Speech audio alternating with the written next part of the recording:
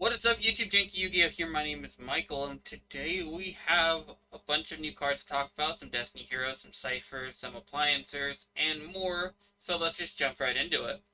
So first up is D-Force. It's a continuous spell card that says when this card resolves, you can add one Destiny Hero Plasma monster Plasma from your deck or graveyard to your hand. And then you cannot, or while you control Destiny Hero Plasma, apply these effects. You can't draw during the draw phase. Your opponent cannot target cards you control with card effects. Each Destiny Hero Plasma you control gains 100 attack for each monster in the graveyards. It cannot be destroyed by your opponent's card effect, and it can make a second attack during each battle phase. So, this card would be really, really good if it didn't have the very big downside as you can't draw during your draw phase. And that's a huge downside because that means you don't get any new cards any turn unless you have a bunch of more ways to draw cards, which means you gotta pace yourself a little bit more probably with your Destiny draws and your other cards. There's that Destiny hero, I think it's like Celeste or whatever, where you banish it and another Destiny hero from your graveyard to draw two cards. I believe that's probably an anime effect where Aster Phoenix probably would have decked out if he didn't use this. Maybe it's in the manga. I don't know. Either way, I don't like its downside, but it has a lot of really powerful upside as well. The only issue is Plasma is not the greatest monster ever. Plasma is a good monster too. Don't get me wrong, because it's a one-sided skill drain that also absorbs monsters, and then this also protects it pretty well. The only downside is that not only do you not have to draw, you don't get your draw phase anymore. Um, you also don't. You also have to give up three monsters to summon Plasma. So yeah, big downsides around this card. Also decent upsides. Uh, Overall, I don't like it because I like to draw cards um, and all that. So yeah. Next up, D Doctor. It's a normal spell card. Banish one Destiny Hero monster from your graveyard. Add to your hand or special summon one Destiny Hero monster from your graveyard. You manage this card from your graveyard, target two Destiny Hero monsters you control. The attack of one becomes the attack of the other. So, its first effect is a monster reborn for Destiny Heroes, but you have to banish one. Or, if you send this off of Diamond Dude, it's just a add it back to hand or special summon because you don't have to pay cost with Diamond Dude, you just get effect. So that's a pretty good thing, or cool synergy. Um, Banishing Destiny Heroes doesn't really have too big of an issue. Uh, so overall, its downside of banishing one isn't really that bad. Getting multiple Destiny Heroes in the graveyard isn't that big of a deal.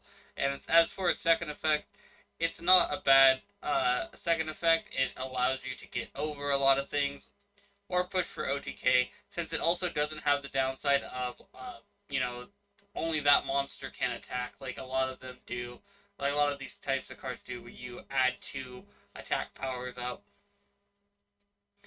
Well, I guess this one doesn't add; it becomes the attack of the other monster, but still it can help push for OTK. So you can have one of your you can have your bigger monster or your smaller monster become your bigger monster attack to help, like, make up for a difference. But overall, I think Doctor D is a little bit better than the other one and D Force. But you guys can let me know what you think about these two Destiny Hero cards in the comment section below. Next up, we got the fake number 4.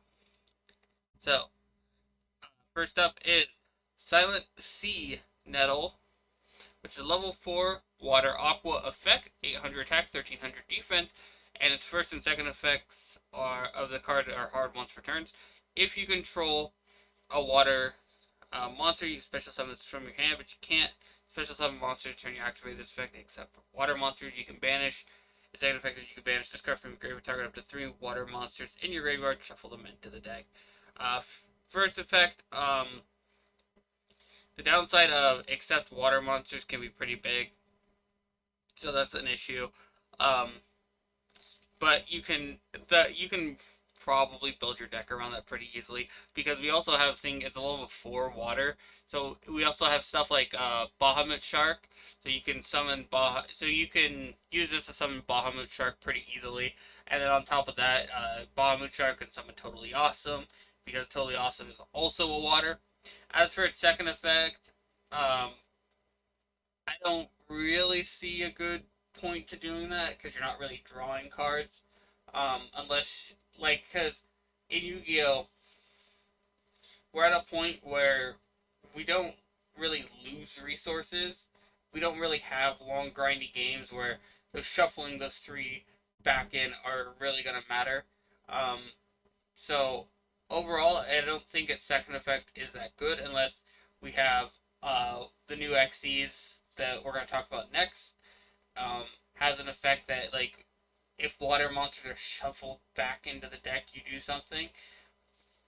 If that's the case, then okay. But if not, then I don't really like its second effect since you're not drawing a card or anything like that. Overall, though, first effect is a pretty easy workaround, and its second effect is not very useful in my personal opinion. So next up is number 4, Deathly Poison Jellyfish, or Stealth Kragen. It'll probably be number 4 Stealth Kragen. It'll probably be the TCG name, and it's rank 4 Water XEs. Effect 1900 attack, 1500 attack, and it's 2 level 4 water monsters all face up. Monsters on the field become water. That's the first effect. Second effect, once per during the main phase, quick effect, you can destroy one water monster your opponent controls, and if you do, you inflict damage to your opponent equal to half it had on the field. Its third effect is if this XE summoned card is destroyed, you can special summon Kragen Spawns from your extra deck up to the number of materials that this card had, then attach up to 1 water monster in your graveyard to each of them as material. So, I don't know what Kragen Spawns does. That's probably the next XCs down that we'll have to talk about. But as for its first 2 effects, they're pretty good. Its first effect, making everything water, actually can mess up a lot of decks because there are decks that require certain attributes to go into and stuff like that. So it can be a good thing for that. As for its second effect, detaching materials to pop cards, and it's a quick effect, is pretty good, and it inflicts damage. So overall, this isn't a bad card at all in a water deck that would want it. It's like a Trident on for water monsters, so that's pretty good. Next up is the Kragen Spawn, so which gets summoned by this. And it also is 2 level 4 water monsters, and it also is a rank 4 water XD's effect with 1900 attack and 1500 defense. Once returned during the main phase, quick effect, you can destroy one water monster your opponent controls. And then second effect is if this special summoned by a number XDs is destroyed, you can special summon other Kragen monsters from your graveyard up to the number of materials this card had, then attach 1 material. So the first one summons out this one summons that one back, as long as it has material. So this one isn't quite as good as the first one, because the first one turns everything into waters so that you can pop things. This one requires your opponent to actually just naturally have waters, so you're not ever going to go into this one first unless you're in a weird mirror match or against mermaids. But the fact that this summons the other one back is pretty decent as well. I think that this card is much better, and I think that this card is really good too, or its first effect is pretty good. Overall, not bad water support from Shark from Zexal, because that's who these I think are from. Next up are the Cipher support. So Ciphers are getting more support, and they are a level 6 light machine effect for Cipher Biplane with 1000 attack, 2000 defense. Its first and third effects are hard once per turn. First effect, if a Cipher monster is normal or special summoned to your field, you special summon this card from your hand. Second effect is once per turn, target 2 Cipher monsters you control that have their levels, that have a level, and their levels become 8 until the end of the turn. And its third effect is if it's destroyed by battle or card effect and sent to the graveyard, you can banish this card from your graveyard, add 1 Cipher monster from your deck to your hand. So its first and third effect are both really good. They summon out the if they destroy this card after you summon it, you get another Cipher card, so you're not completely out of the water, not completely like out of the game. Its first effect is really good as well. It's like a Kage to Kage for Ciphers, except for, you know, it's not as bad as Kage to Kage. And then the second effect is really good as well because it makes it easier to summon their rank 8s because Ciphers want to make rank 8s. And so yeah, that's what these do. That's pretty cool. Overall, not a bad card for the archetype. Next up is Cipher Interference. It's a continuous spell card. Its first effect is a hard once per turn. During the damage calculation, if Cipher monster battles and there is another monster with the same name on the field, you can double your battling Cipher monster's current attack until the end of the battle phase. This card is okay, but it requires you to have, a monster a Cipher the same name. And this deck isn't like Harpies where that would be very easy. This deck is a little bit harder to pull that off. And overall, I think that this card is not very good for the most part. Doubling your current attack is decent as it can,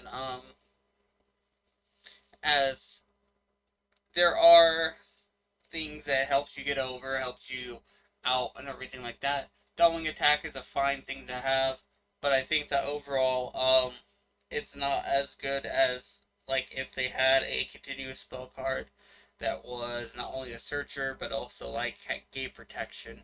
Um, so yeah, overall, it's a fine card. It's not a terrible card, but it's definitely not like a great card either.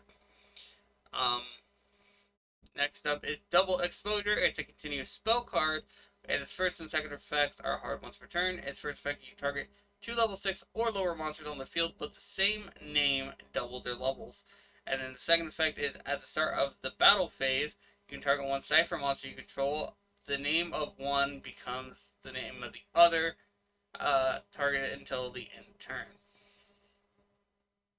Okay, so this card is meant to help you with the other one, and it also lets you do like anywhere between a rank 2 and a rank 12. Um, I don't like this card personally. I think that it's asking a little much and everything, or it requires you to jump through a little too many hoops.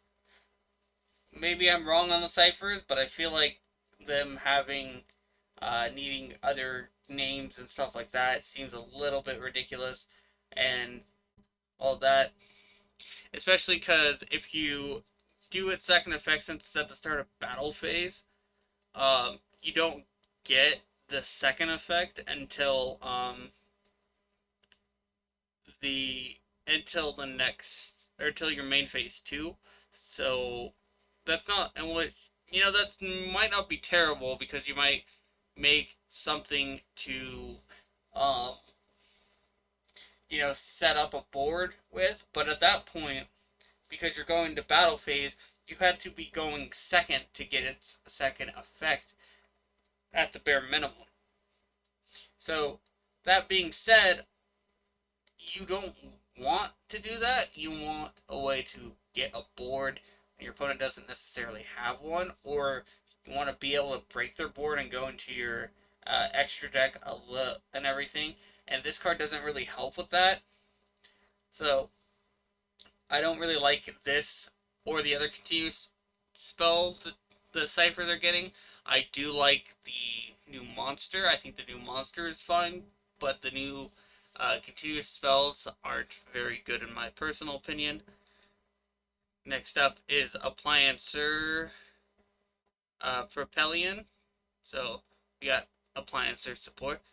And Propelion is a Link 1 Wind Machine Link effect, 1200 attack, and its Link arrow is straight up, and its material is 1 Appliancer monster, and it can't be used as Link material to turn into summoned. It can attack directly during damage calculation if your monster battles an opponent's monster, and this card is co-linked. You can change your opponent's battling monster's attack to 0 during damage calculation only. Once returned during damage calculation, if the card is not co-linked and battles an opponent's monster, you can change your opponent's battling monster attack to 0 during that damage calculation only. So, this card basically does, all appliances basically have that effect where they want to be co-linked, or they have effect when they're co-linked, and they have an effect when they're not co-linked. This one's effect when it's co-linked and effect when it's not co-linked are basically the same thing, which makes it a little bit better, and it helps you get over monsters. So, that's pretty good. It also has the ability to attack your opponent directly, so it isn't completely out of the water. Overall, it's not a bad card. I think that this card is fine. It definitely isn't like, the most broken card ever, obviously, but it is a fine card. So, not bad at all. I kind of like this card. Next up, which is also the last card, Appliancer Conversion, which is a quick play spell card. Its first and second effects are hard once per turn each. First effect, banish any number of Appliancer Link monsters in your main monster zone as possible. Then you can special summon your banished Appliancer Link monsters up to the number banished by this effect.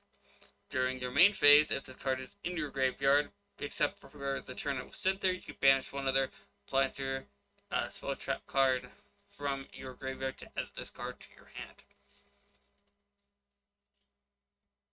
So this is a kind of like a dimension fusion for the deck. You banish all your banish a bunch of your appliancers, and then you summon a bunch back. Not bad.